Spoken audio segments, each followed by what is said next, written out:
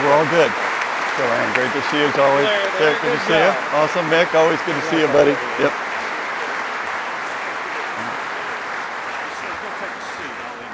Oh, perfect. Okay.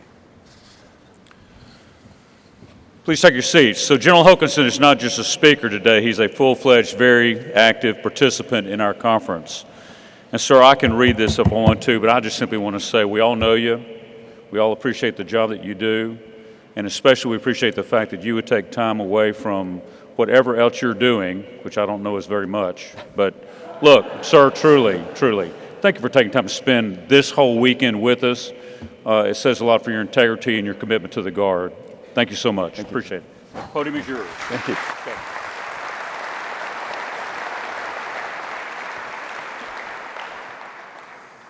Ed, thanks for that welcome, and there's probably no important place than to be with you today.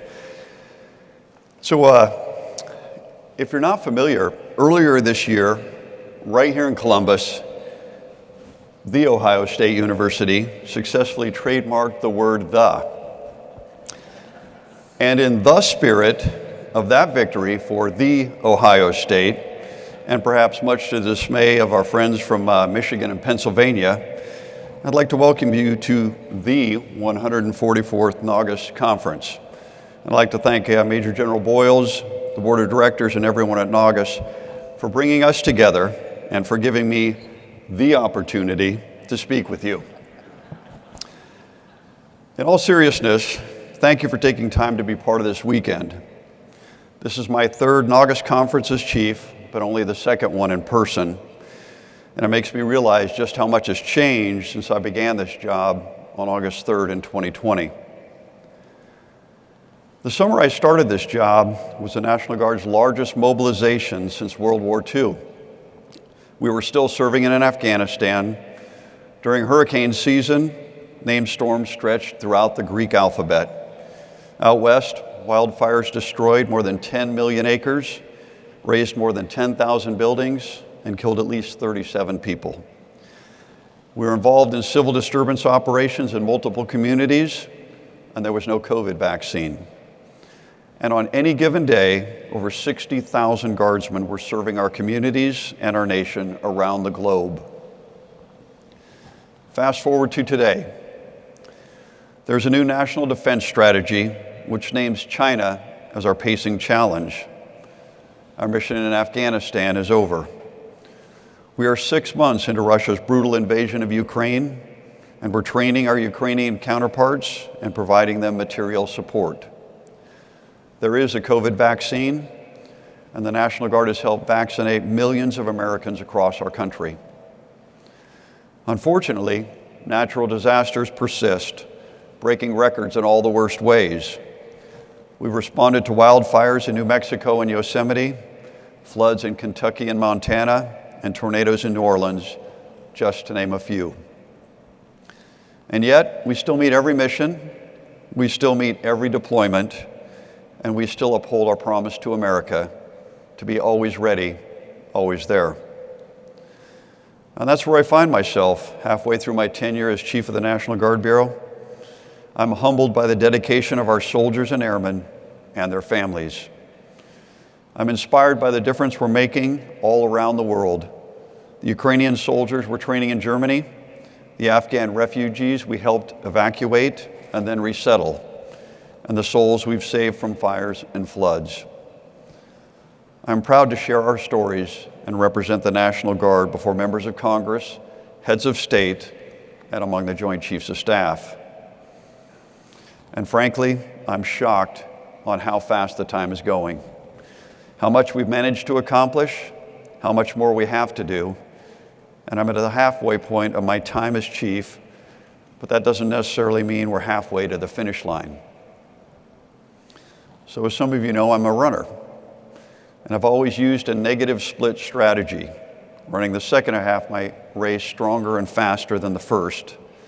And with that in mind, I want to give you a sense of what we've done since last year's conference, the state of our current initiatives, and what we're working on for the years ahead. Last year, I introduced our priorities: people, readiness, modernization, and reform. And I want to highlight these are not aspirational messages or empty platitudes. They came with real concrete initiatives. And at our last conference, I promised I'd come back this year and give you a report on what we've accomplished. So I want to take a few minutes to talk about some of those initiatives, where we've made progress and where we still have work to do. And I'll start with people, because that's really where everything starts. The soldiers and airmen in our formations who carry out our missions and the families that support them. That means starting with the biggest initiative of all, and that's healthcare. Today, there's about 60,000 guardsmen who don't have health insurance, so they don't get the health care they need when they're not in a duty status. And even our guardsmen who have health care coverage through their civilian employer face challenges when they chase duty status, moving between civilian health care and TRICARE. It can create gaps in coverage, and this causes stress and sometimes undue financial and medical hardships for our soldiers and airmen and their families. All of these things impact our readiness, and not in a good way. We carry this message everywhere, and a common response we hear is, it costs too much, or we can't afford health care for a part-time force. My response is this: the National Guard is 20% of our joint force, and our nation cannot deter or fight and win our wars without the National Guard. And lost readiness costs more than the price of health care. My message to our elected leaders is clear.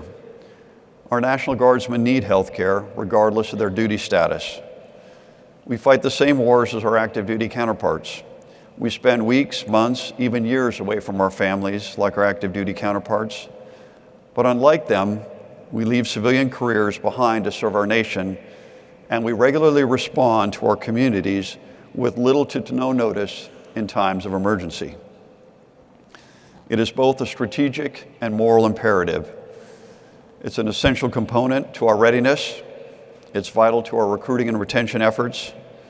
And frankly, it's just the right thing to do.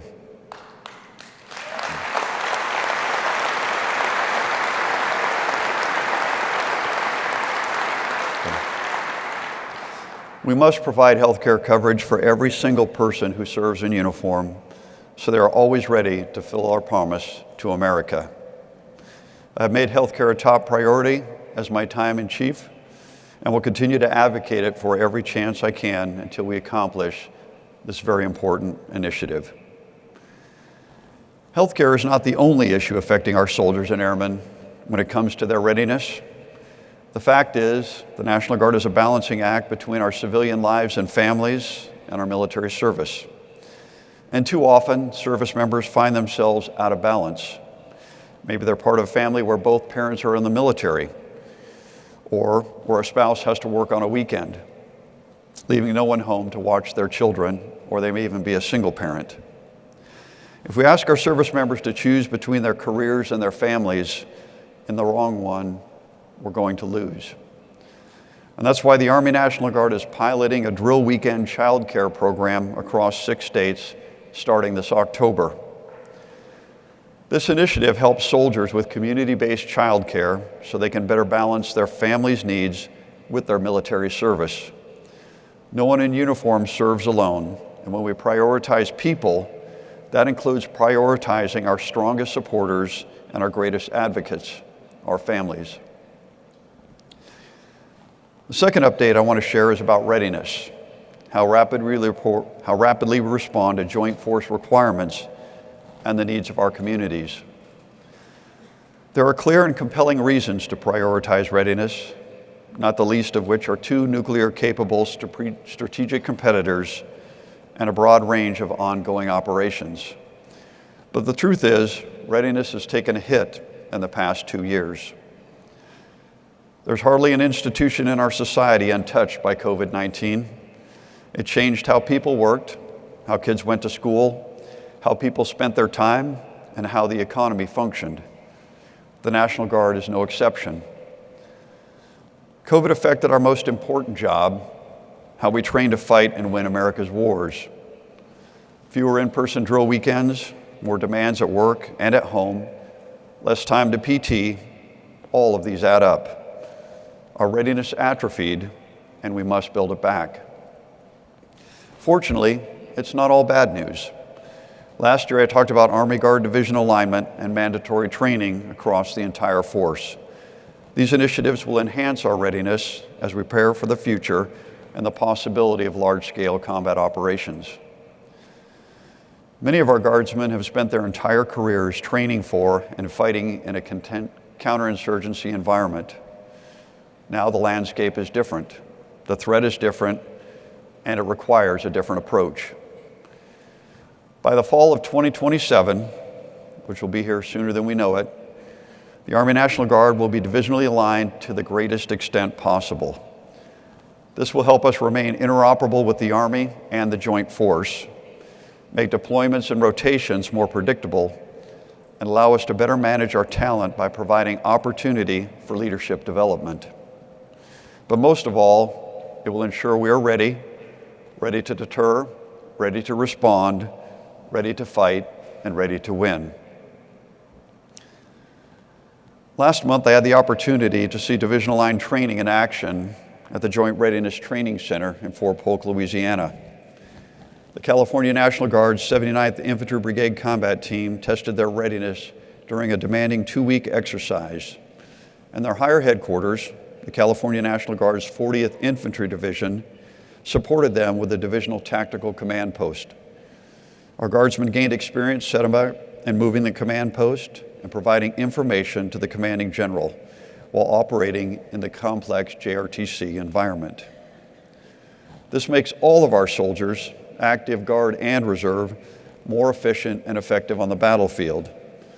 It also helps us develop future leaders, build relationships, maximize our training opportunities, and prepare for future combat.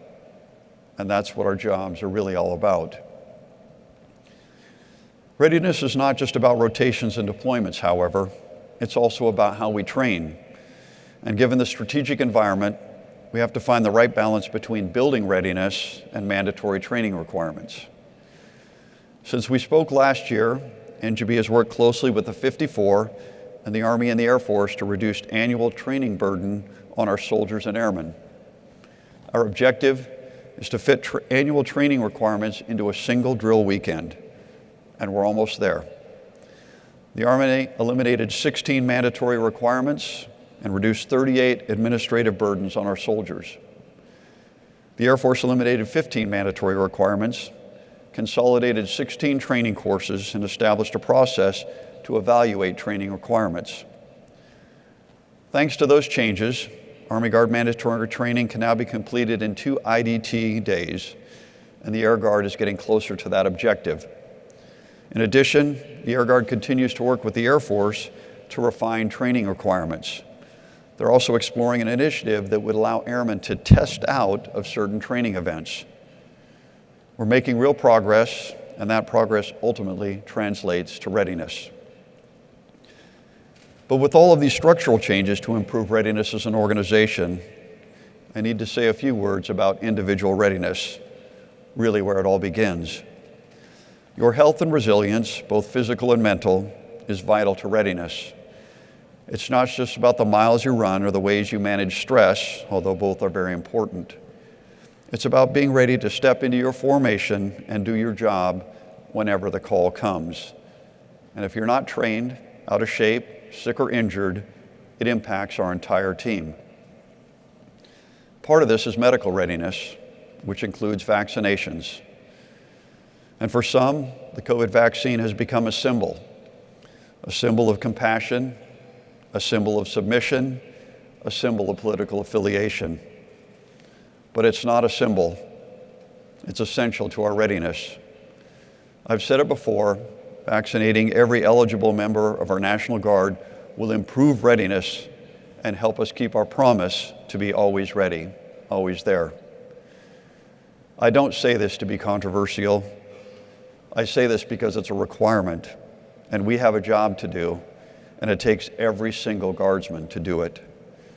That's why we get ready, stay ready, and remain ready, so we can answer the call when it comes. Like when rainfall in eastern Kentucky turned into a deadly flash flood. Just after 8 in the morning on Thursday, July 28th, members of the Kentucky Air National Guard's 123rd Special Tactics Squadron received news of the disaster. They hadn't yet been tasked to respond, but the team showed up and began to prepare their gear anyway. By 9 o'clock, their orders came in. By 10, they were out the door to do a very special mission with a very special asset. Callie, the only search and rescue certified canine in the entire United States military. 17 members of the Special Tactics Squadron hit the road by truck and by boat. Another 6 members and Callie departed by helicopter. Over the next 4 days, they rescued 19 stranded people, directed operations that rescued or assisted 40 others, coordinated 29 rotary aircraft missions, and recovered 4 flood victims, helping give their families closure. They were joined in their life-saving efforts by the Kentucky National Guard's 63rd Theater Aviation Brigade, and aviation crews from the West Virginia and Tennessee National Guards. Together, they rescued more than 500 people from the flood. In a county's darkest hours, these soldiers and airmen lived up to their promise to be always ready, always there. Now, readiness begins with the individual, but modernization begins as an enterprise. We work in a system of systems, our states, our parent services, the Joint Force, and our partnerships at every level. All of these elements affect modernization, personnel, equipment, training, processes, and much more. Last year, I talked about 25-year strategic plans and NGAUS funding, so I want to give you an update. The good news is we've successfully included the Army Guard, Air Guard, and Air Guard space missions in their respective services modernization programs. We've created a modernization roadmap for all the Guard's major weapon systems, and we've successfully linked NGAUS to the National Defense Strategy, service and combatant command priorities, and domestic operations requirements. These are all positive developments, and they show how far we've come as an operational force.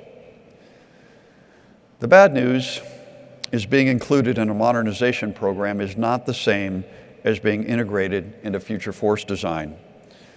A roadmap is not a substitute for a line item in a budget, and making the case for NGAUS is not the same as ensuring consistent, reliable NGAUS funding. As a result, we continue to work with the senior leadership of both the Army and the Air Force and continue to make our case on Capitol Hill.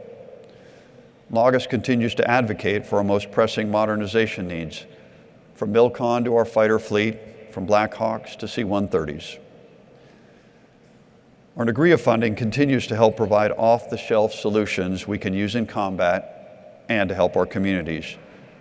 But we must remain relentless in pursuing our goal of deployable, sustainable, and interoperable equipment and force structure.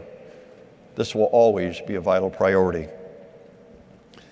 This is very evident in the Air National Guard, which provides 30% of the Air Force's operational capability. Our 25 fighter squadrons are critical to our nation's defense, but we have squadrons with older aircraft, F-15Cs and Ds, pre-block F-16s, and A-10s. We need to recapitalize these squadrons. We need new fighters. Otherwise, the capability and capacity the Air Guard provides our nation in terms of air readiness, air deterrence and defense, and air interoperability could be in jeopardy. We've proven the National Guard is an operational force, but that's not enough. We must be an operational force that is modernized so we are fully interoperable with the Joint Force and our allies and partners.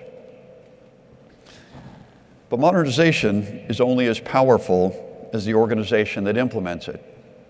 That's the driver behind my 4th priority, reform. The National Guard Bureau exists to maximize performance and accountability, to support the 54, so our formations remain integral to our nation's defense and the Joint Force. The mission always comes first, and finding ways to be more efficient and effective only makes us stronger. That's why I'm excited about the progress we've made in implementing the 10% Telework initiative, which I discussed last year. Since then, a working group has been developing a policy to find the right mix of remote work and telework opportunities for NGB positions. In the coming months, we'll finalize and implement an execution plan. This initiative has a number of benefits. It improves communication between NGB and the states. It helps retain highly skilled, talented team members and helps us better manage our talent. It increases skills, knowledge, and experience and capabilities for both Title 10 and Title 32 Guardsmen.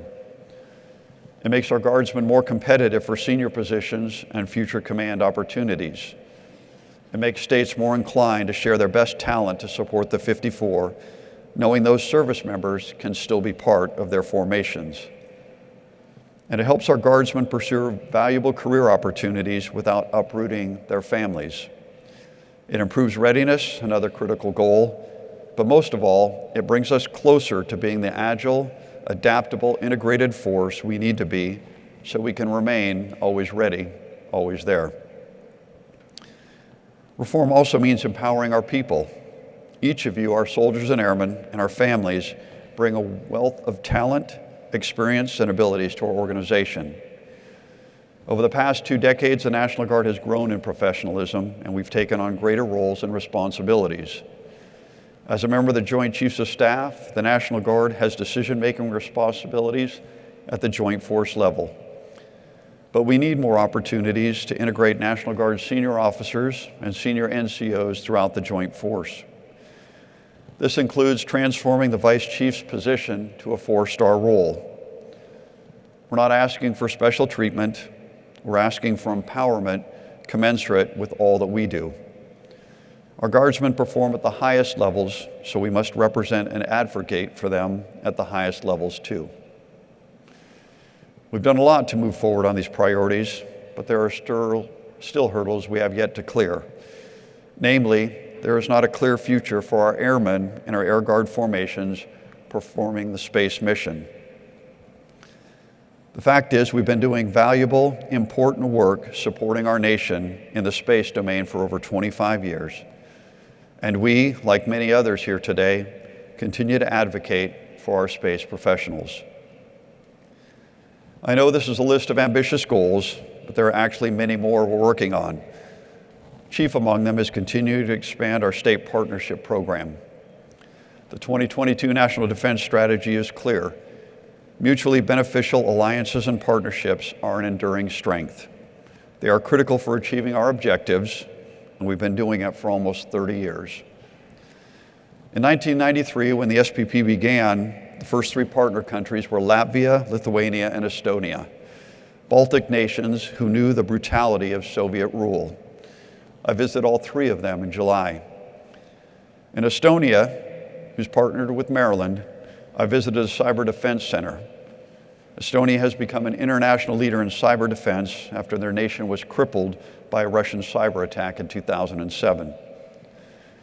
In Latvia, who is partnered with Michigan, I visited one of the multinational NATO division headquarters. On my last day in Lithuania, who is partnered with Pennsylvania, I visited the Genocide and Resistant Research Center. It's in a building that housed the Gestapo during World War II and the KGB during the Soviet era. Within its walls, countless Lithuanians were held, tortured, and killed. In those countries, I heard the words, "This is our war." Ukrainians are defending our values. A Russian tank destroyed in Ukraine is one less that could come here, and we would rather die than go back to Russian domination. Our partners know the stakes of defending democracy. They know the value of sovereignty and independence. They know the importance of alliances, the power of trust, the strength of cooperation, and the consequences of isolation and complacency. The united outcry against Russia's unprovoked invasion of Ukraine and the unified response to it demonstrates once again the importance of enduring partnerships. By working together, pooling our resources, and learning from each other, we enhance readiness and interoperability. We deepen enduring friendships and further understanding, and we invest in our shared future. That's what makes the State Partnership Program one of the best, most valuable security cooperation programs in the world. And that is why we must continue to grow it. Right now, 45% of the world's nations are SPP partners, and we're looking to grow by another 30 in the next 10 to 15 years. We're issuing recommendations this summer, working in concert with the State Department and the combatant commands. We continue to ask the Army, Air Force, and Congress to provide stable, consistent, and adequate funding to grow and refine this program. It is a strategic imperative in a hyper-connected, competitive world. Through the State Partnership Program, we give soldiers and airmen opportunities to experience the global environment in which we operate. But more importantly, we help ensure our nation has trusted, capable, interoperable allies and partners at our side. In a few minutes, I'll have time to take questions, but before I do, I want to share a brief look back over my past 2 years. A lot has changed since I first took this job, and I anticipate much more will change in the years ahead. But there is one continual focus Kelly and I keep in mind every day, and I ask you keep it in mind as well, and that's the well-being of our fellow soldiers, airmen, and their families. That's what drives our priorities. That's what keeps me up at night.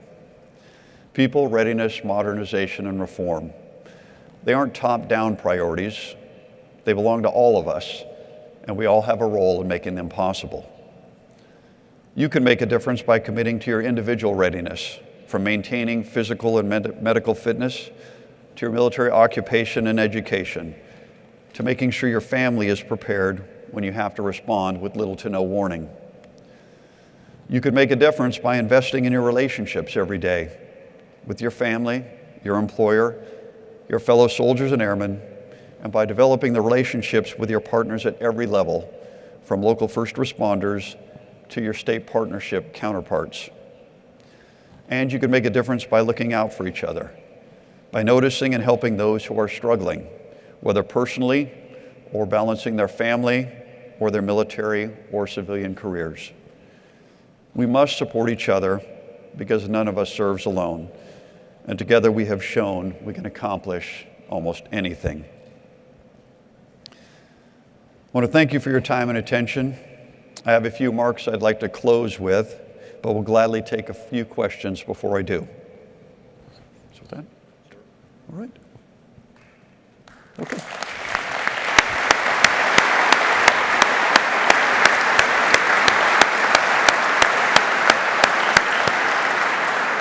So if we can bring up the lights so we can see the floor Sure. microphones. And I'll invite any guardsman to ask a question of General Hokanson. Yeah, maybe I'll even go down to inspire some questions. Okay. Sir? All right, we got somebody who stepped into the light. How are you? I'm good, sir. Good afternoon. Hey, good afternoon. I'm Colonel Willis Hall. I'm with the Louisiana Army National Guard. I currently serve as the RTI commander. Changing weather patterns, sir, affected by warmer temperatures in the Atlantic have really impacted our op-tempo. And as you're aware, and as you directly pointed out in your remarks, over the past 3 years, we've responded to multiple named storms, one of which caused us to miss this conference last year. Yeah. Sir, are there any forecasting plans to adjust the budget to help us prepare and be more ready for future disasters? Okay, great. So let me say thank you for the question, by the way. I'm not coming up here to try and intimidate you in any way, but thank you. Yeah. So when we look at the budget aspects of responding and everything that we do, one of the things we're going back to is really looking at the ability to train for domestic response during our IDT weekends, because it's really important. And when you look at what the Guard gets asked to do every single year, you know, we talk about the units that are supposed to be out the door in 24 hours. Well, I would argue our guardsmen have a quicker response time than that. And we've got to have the resources so that the states know that they can respond immediately and not have to worry about the resources behind them. So in many cases, it's working with the states when they go into state active duty status to make sure that they have the resources available so they don't hesitate and determine, you know, based on the budget, what they can respond to. But it's also looking for opportunities when it's a natural level disaster, a national level disaster like COVID, where we're able to work with FEMA to get those resources to really provide the number of folks that we did. I think we had up to 47,000 at one point. And so it's really important for us to work with the adjutants general across the 54 to make sure that not only our straits address this, but also at the national level. Because ultimately, we talk about the defense of our nation, but I would say that includes taking care of our communities, because we're still helping our citizens in their time of need. And so we'll work with the 54 to make sure that we do that, because we never want resources or budgets to constrain that. And we also want to help provide that opportunity to train for some of those new guardsmen that have not had those experiences, so when they get called to do that, they know exactly what to do. So, great. Thanks for that question. Thank you, sir. Okay.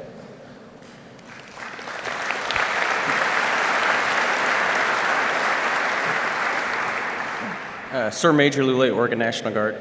I've got a statement, if you will, sir, and then a question. So you talked about support and healthcare. Very much appreciate that initiative, sir. If it's the TRICARE piece of it, that is always a challenge to get doctors to buy in on that, because the funding is for that. So when talking about that, sir, I hope that that's something we talk to Congress about, of, hey, it can't be this minimal amount, because the amount of doctors that's going to provide that support is going to get overwhelmed with that. So in terms of the question, I read an article recently about the reserves having a ton of battalion commands and not enough O5s to lead, if you will. Right. Is there conversations, whether it be between states or between reserves, having opportunities for guardsmen, O5s, to take those commands? Okay. So, great question, two of them. Let me just say thanks. Oh. Great to see you again, by the way. Awesome. Great. So when we look at the TRICARE piece, it's one of those things that it really depends on the state, and that's why we say if you've been to one of the 54, you've been to one of the 54. And it's really important that we make sure that if we're providing health care, we're actually providing health care. And so on that level, I've actually talked to some doctors, and some have said, well, they don't pay enough. I've heard others say they pay so timely that I actually prefer to take TRICARE because they know they're going to get paid. The issue is making those contacts at the local level, and this is where we really rely on our first level leaders. Because at the national level, we can do as much as we can. We can work with TRICARE, we can work with our congressional representatives. But I'll tell you, oftentimes, if we can solve these issues at the lowest level, having our battalion commanders, battalion command sergeant majors, adjutants general, meet with the local medical practitioners or hospitals and talk to them about the National Guard and the importance of this. And I would tell you, probably every hospital in America should know the importance of the National Guard over the past 2 years. We need to tell that story at every level so they realize the importance of this and what we're trying to accomplish, because it does mean a lot.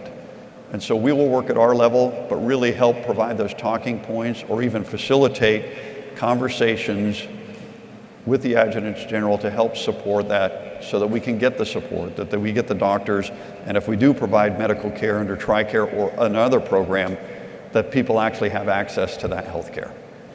So that's one thing. So the other question about, when we look at the Army Reserve, and this is where I need your help. We've been very fortunate. We've met our recruiting goals all the years prior to this. I mean, very close in some years, but really we've been pretty consistent about this. This year is going to be a different ballgame, and it's not just us in the National Guard, it's across the entire Joint Force. But if we can show that we can meet our end strength and fill our formations, that is the strongest conversation to say, if somebody else can't fill that force structure and somebody else can't man that organization, then maybe we should put it in the National Guard. Or it may start a conversation about where we put those organizations going into the future, or determine what units get cut. And that's one of the things, particularly on the Army side, is to make sure that all of our units are aligned with a division or a corps, so that anything that impacts that individual unit also impacts the division or the corps. So we'll continue that conversation. I know the Army is looking at that holistically across all components right now, and there are going to be some end strength and probably force structure reductions. John Jensen and I are fighting as hard as we can that we don't make a strategic decision on a tactical problem. And I see recruiting right now as a tactical problem. We're coming out of COVID. We need to continue to develop that and get those recruits that we need. But if we make a strategic decision to get rid of a force structure, then chances are that force structure is gone forever, and we can't recover. So we're doing everything we can to keep the force structure, even if our end strength is reduced based on our recruiting and a couple of other things that I'm sure you're well of that may impact that. But thank you. Great to see you again, by the way. Okay. Sir, Colonel Mike Armstrong, Kentucky National Guard, current commander of the 63rd Theater Aviation Brigade. Just wanted to, if you could explain or talk a little bit more about the division alignment, how that training might go across state borders for the collective readiness, and also those enablers or other force structure like myself, where we don't have a division alignment currently, how we might be able to integrate that in the future. Okay, great.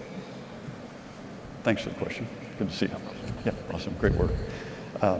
So when we look at division alignment for training, one of the intents there is what we wanted to do is we've got incredible talent across the National Guard. I would argue that some of our leaders could compete with any leader in any component in any service, and they are. Some of our officers are getting recognized and our senior NCOs being selected over active duty counterparts to fill roles where they're at because they're demonstrating just how good they are. How we get there, though, for division alignment was we have 8 divisions in the National Guard, and I apologize for the Air Guard, we're kind of a little bit Army-centric here, but the intent there is we've got to have the ability to identify our most capable officers and NCOs, regardless of where they are, and give them those leadership opportunities. And when we have formations that are not aligned with the divisions, what we're trying to do is align them either with a division or a corps.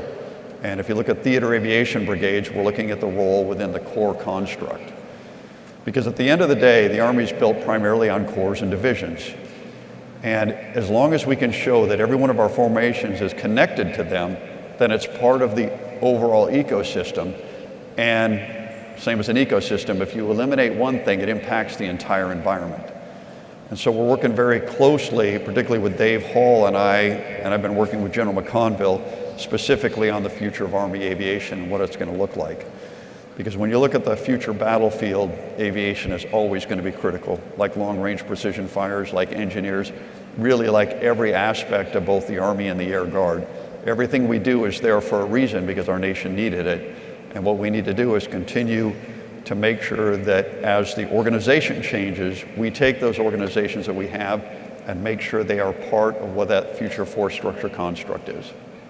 Okay, great, thank you. All right, I think I have time for probably one more question. Sir, we do. Just one more question. Do we have? Okay. Good afternoon, sir. Thank you for being here. Vermont National Guard, Chief Guile.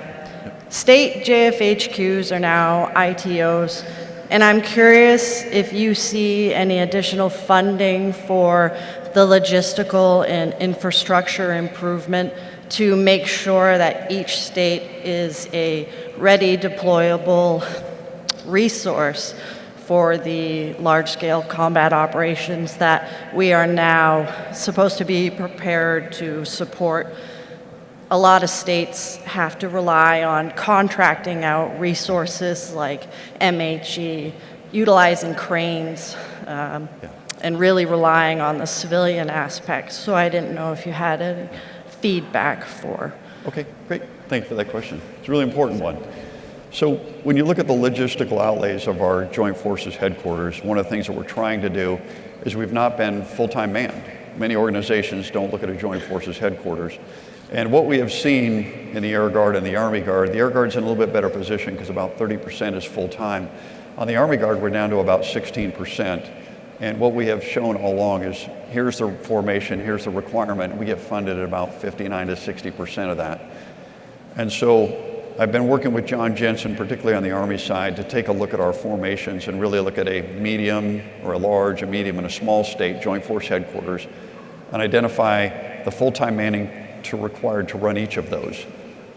But then also looking at our divisions and our formations and our core formations to identify exactly how many full-time personnel need to do that and then work with the Army to get that fixed. Part of it things we have to fix congressionally because we're capped at our number of AGRs. One of the other things we're looking at is when I look at our technician program, it's super important to the National Guard. But in many parts of our country, the technician program is no longer competitive. I mean, the wages and stuff will advertise and no one will apply. Or we don't get the right applicants for that. And so we're looking to take a look at the technician program, which was, I think, last updated in 1969, to make it more relevant so that we can hire those positions in the positions that we are authorized to fill. So that's one aspect of it. The other thing is I've been talking with the Army and the Army Guard about, what does the future look like? Maybe we try and do more home station mobilizations as long as we have the infrastructure and support to do it within the state. Because I would argue that we take care of our own really well, and we may be a lot better at mobilizing our people and getting them there where they need to be in a timely manner than sending them off to a mobilization platform and have somebody else validate our training. Part of that for the Army side is Division Alignment for Training, is to eventually get our senior leadership, officers and NCOs, to validate the readiness of the soldiers they are going to lead in combat, not somebody else. So I think that's important. On the Air Guard, they're resourced to meet the 72-hour, the same hour requirements as their active duty counterparts. So I think they're in a really good place, and I think we can learn a lot from that going to the Army side. Now our formations are a lot more dispersed on the Army side than the Air, but I think going forward, we need to really leverage Division Alignment for Training to look at all of our organizations and how we can best take care of our folks, get them to the readiness level they need to be, and get them where they need to be to meet their mission set. Okay?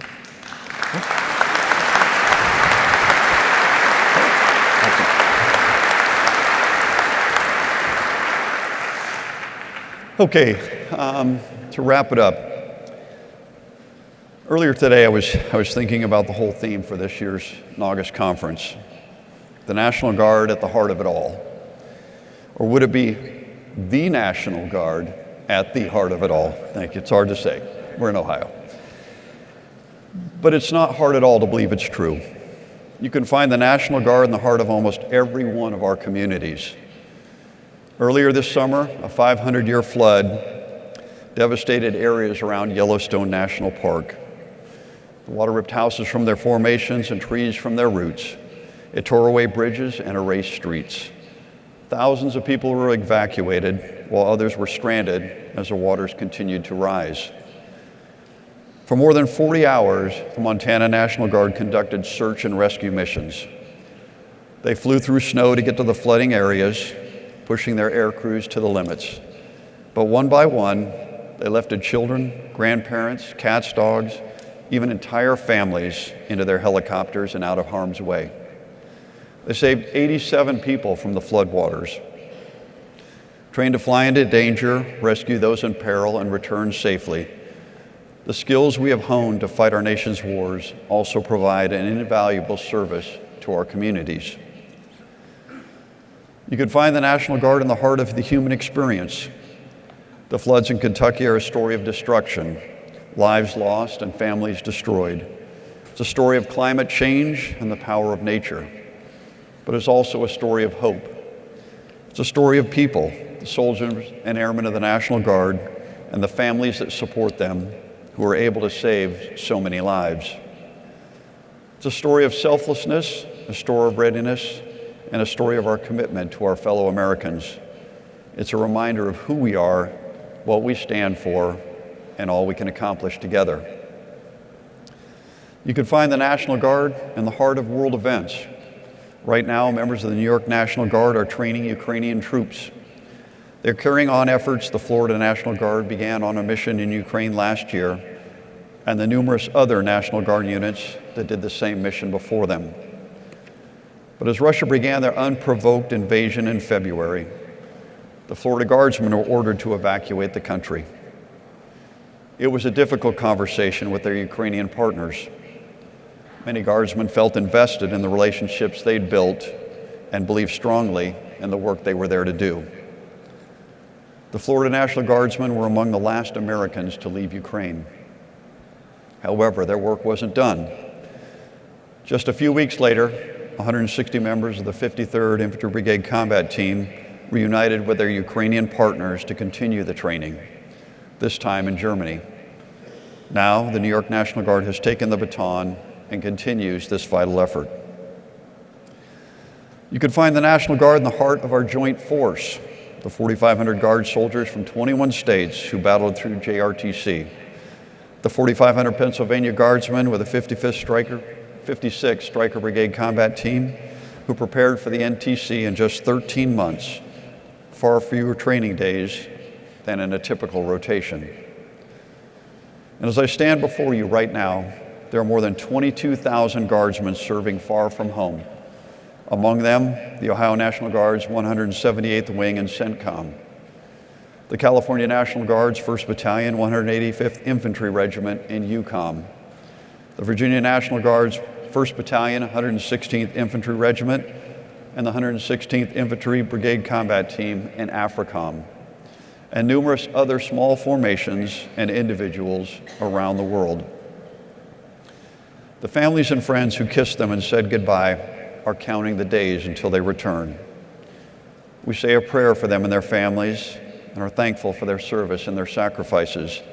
Large and small, they are never far from our minds. You can find the National Guard in the hearts of countless people around the world, the state partners we train alongside, the grateful hikers rescued from wildfires, the children who high-fived you during a deployment, and the families who support us, who hold each and every one of you as their hero. Yes, the National Guard really is at the heart of it all, and at the heart of the National Guard is you. I'm honored, proud, and humbled to serve beside you and remain always ready, always there. Thank you.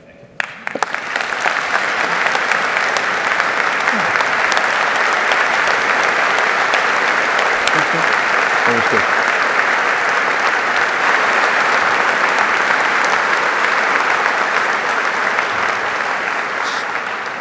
Sir, on behalf of the attendees here at the National Guard Conference, I want to present you with a symbol of the program that you oversee, the State Partnership Program, and the commitment that you made to the states to energize it and continue it.